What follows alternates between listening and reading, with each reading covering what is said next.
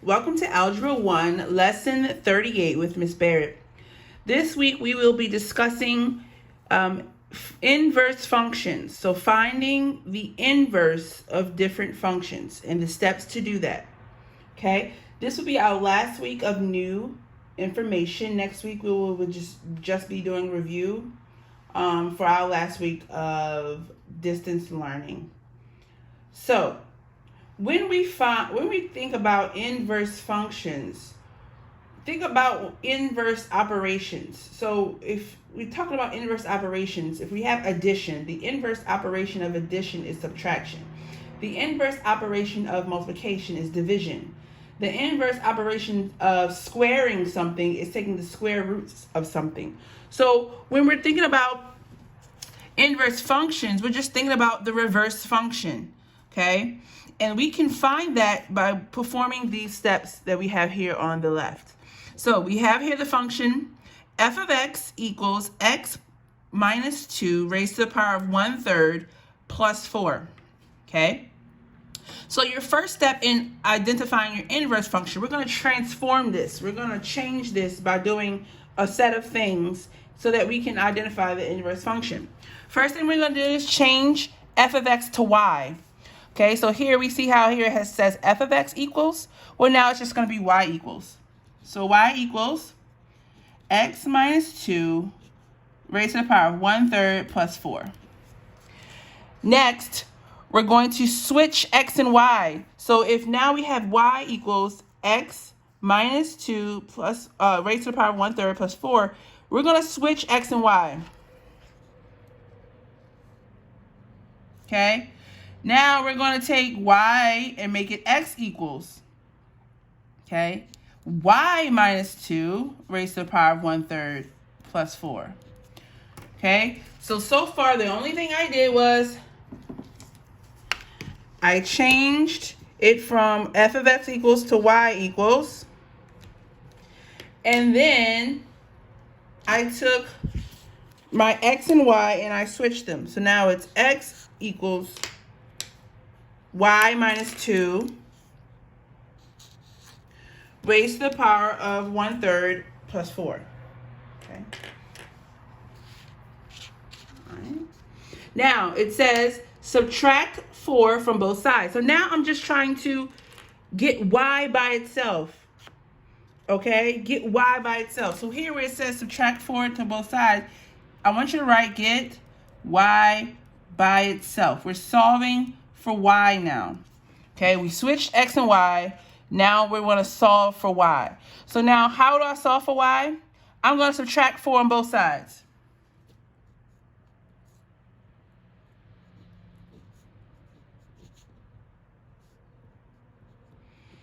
Okay, I'm going to subtract 4 to both sides. That's going to give me x minus 4 equals y minus 2 raised to the 1/3 power.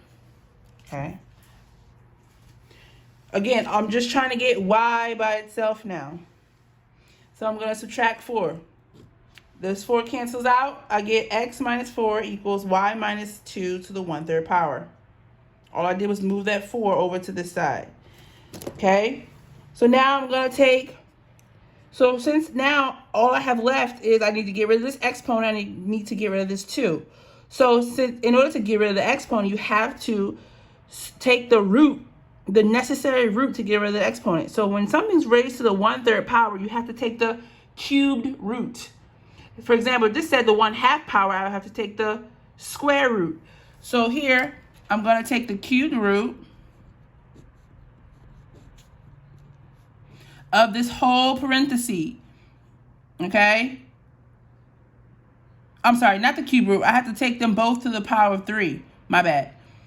Okay, so if I raise both of them to the power of 3 on both sides, because what I do on one side, I have to do to the other. Okay. So here, I subtracted 4 on both sides. That was my first step to get y by itself. Now I have to take the cubed root of both sides here. Now, why do I take the cubed root? I took the cube root because, I'm sorry, raise it to the power of 3. My bad. I keep on saying the cube root. No, I want to raise it to the power of 3 because I have to multiply these two. Okay, so 1/3 times 3. Remember, 3 can be written as 3 over 1. 1 times 3 is 3. 3 times 1 is 3, which equals 1. So now this becomes the power of 1. Okay, this becomes the power of 1. If I have 1/3 raised to the power of 3, then it becomes the power of 1. So this becomes x minus 4 raised to the power of 3 because I had to do what I do on one side, I have to do on the other. Okay, and this just becomes equals y minus 2. Again, why did this just become y minus 2 and I have no exponent? Because when you have an exponent raised to an exponent, remember those rules. When you have an exponent raised to an exponent, you have to multiply the exponents. 1/3 multiplied times 3, which is 3 over 1. Multiply them across, and I get 1 times 3 equals 3, and 3 times 1 equals 3. Okay, so again, because I misspoke, whenever you have an exponent, you multiply by whatever is going to make that exponent turn to 1. So we had the exponent of 1/3, we multiplied it times the power of 3, or we rose it to the power of 3, which means we had to multiply the exponents, which gave us 1. If we rose the exponent to 3 on the right side, we have to raise whatever's on the left side to 3. That's why we got to raise this left side to 3. Now, these exponents cancel each other out because of the multiplication of exponents rule. And we're left with x minus 4 raised to the power of 3 equals y minus 2. Okay, now we have x minus 4 raised to the third power equals y minus 2. We're going to add 2 to both sides. Again, we want to get y by itself. We're trying to get this y by itself. I'm going to add 2 on both sides. Okay, only thing I did here was added 2. So this is going to give us x minus 4 raised to the third power plus 2 equals y. Okay, equals y. Right? And now I can write this, actually just put the y in front, is y equals x minus 4 raised to the third power plus 2. And my last step is to change y to f raised to, or it says f inverse of x. That's what this says, f inverse of x. Okay, so wherever I see y, now it's f inverse of x equals x minus 4 raised to the third power plus 2.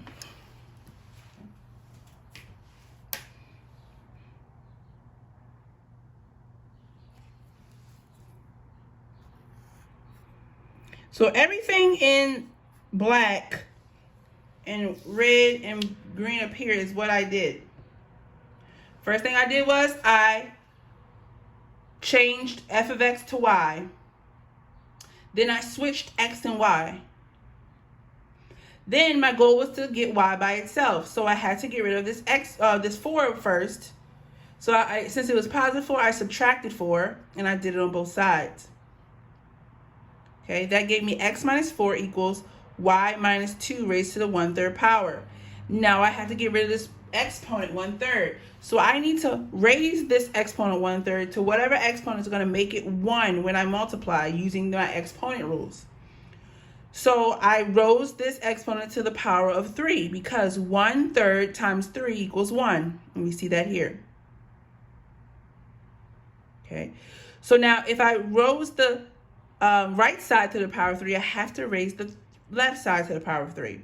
So that gave me x minus 4 raised to the power of 3 equals y minus 2 because this exponent of 1/3 disappears.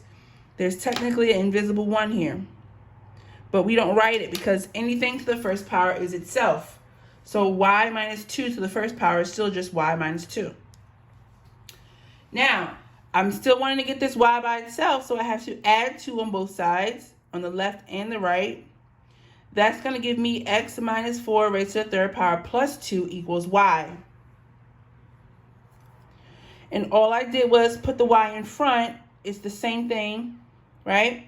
Now, y equals x minus 4 raised to the third power plus 2 becomes f inverse of x equals x minus 4 to the third power plus 2. All I did was, instead of writing y, I wrote f inverse of x. This is the inverse function, ladies and gentlemen. This is our inverse function. Okay? It's the opposite function of this. It's like saying if this is addition, then this is subtraction. If this is multiplication, then this is division. All right. Now, let's do another one. Here I have negative 5x cubed. F of x equals negative 5x cubed. First thing we're going to do is we're going to write y instead of f of x. So it's y equals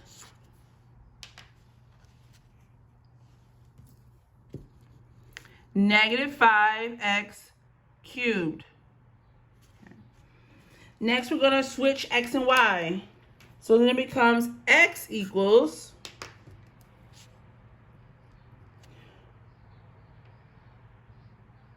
negative 5y to the third power.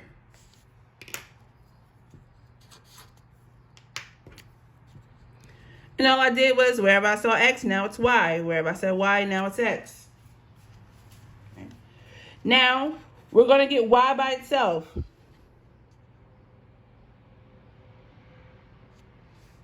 Get y by itself. So we want to get this y by itself. So the first thing I can do here is I can divide by 5 on both sides. So I'm going to do that up here. Divide by negative 5 on both sides. Okay. So when I divide by negative 5 on both sides, I get x divided by negative 5 equals, these negative 5 cancel out. Okay, equals y to the third power. Only thing I did was I divided by, wrong color marker. Where's my black marker? I divided by negative 5 on both sides. Okay.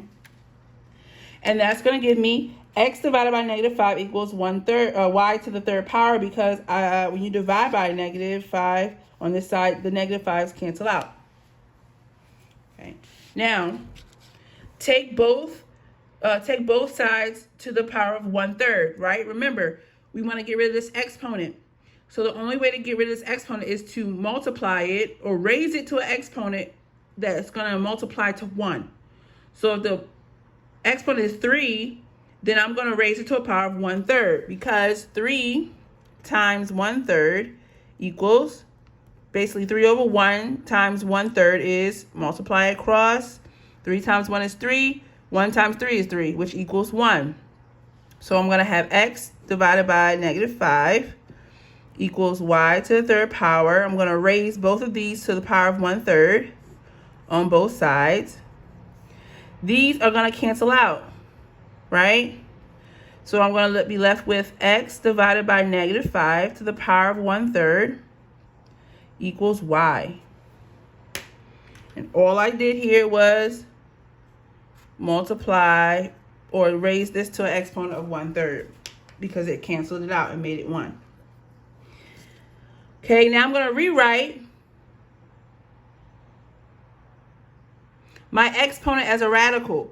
So whenever you're left with an exponent after you've done your inverse operations, right? When you're left with an exponent, right, 1/3, you have to write that as a radical. So it becomes the square root, the cube root of x divided by negative 5. Okay? Becomes y equals, and all I did was flip the y around, the cube root of x divided by negative 5. Now, my last but not least, And again, in black is what everything I did. My last but not least is write F inverse of x for y. So F inverse of x equals the cubed root of x divided by -5. And that's it. This is your inverse function. Okay. Let's review what I just did here. First thing, I have f of x equals -5x raised to the third power. You write y instead of f of x. So it becomes y equals -5x to the third power. Then I switch x and y. So now it's x equals -5y to the third power. I switched the positioning of x and y. Now, my third step was to divide by -5. So my goal is to get y by itself. So I'm going to divide by -5 on both sides. So -5 divided by -5, these cancel out and you get x divided by -5. That's what you should get here. X divided by -5 equals y to the third power. Now, whenever you're doing your inverse of exponents, you want to multiply or raise the exponent to an exponent that's going to multiply to get 1. So here, since I have y to the third power, I raised it to a power of 1/3 because 3 over 1 times 1/3 equals 3 over 3, which is 1. Okay. Remember, when you raise an exponent to an exponent, you multiply them. So raising that y to the third power to the power of 1/3 makes this 1, y to the first power. But what I do on the right side, I have to do on the left side. So I had to also raise this x divided by -5 to the 1/3 power, which gave us x divided by -5 to the 1/3 power equals y. I switched the y around, put the y in front. And then I also, since you have a fraction here in the exponent, you have to make it the cubed root of whatever's inside here. So this is the cubed root of x divided by -5. Okay. Now, I take my y and I make it the f inverse of x. This is saying that this is the inverse of the function f of x equals the cubed root of x divided by -5. And that's your answer. So what we see here is that we learned two principles. Is that when you have an exponent and you're trying to find the inverse, right, you get rid of everything that's not in the parentheses of the exponent, and then you have to multiply the exponent or raise the exponent to an exponent that's going to make it equal 1. And at the very end, also that if you have an exponent, you have to write it as a root. And at the very end, you write f inverse of x, which notates that this is the inverse function. For your practice, you could do two very similar problems. You have here f of x equals x plus 8 raised to the 1/3 power minus 5. And you have f of x equals 3x to the 4th power plus 2. Okay, you're going to use the same skills that we just did in these two example problems. If you have any questions or concerns, please don't hesitate to email me or to make a comment on Google Classroom. Bye.